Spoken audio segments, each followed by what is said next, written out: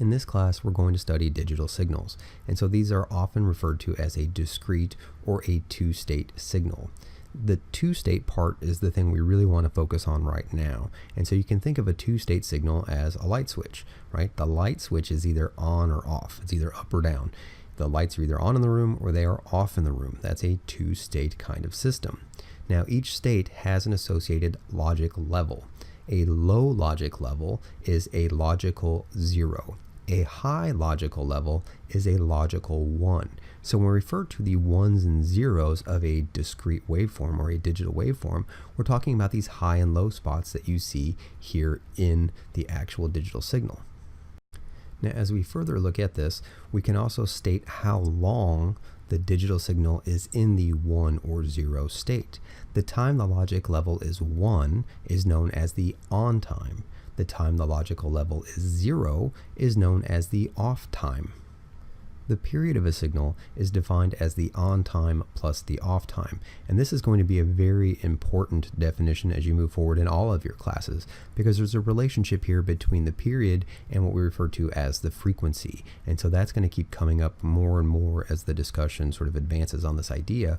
But what we're really measuring is that time. It's a measurement of the on time plus the off time. And really what we're talking about is how long does it take the digital signal to repeat itself.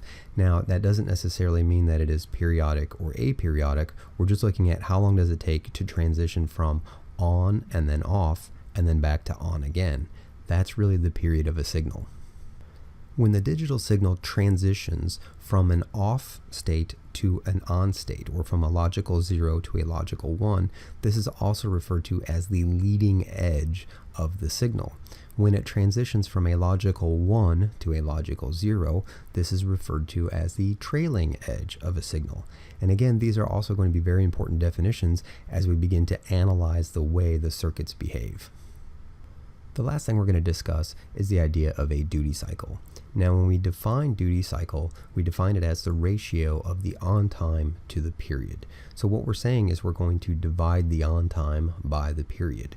We could also redefine this as saying it's the on time divided by the total time. We could say it's the on time divided by the on time plus the off time. All of these equations are equal.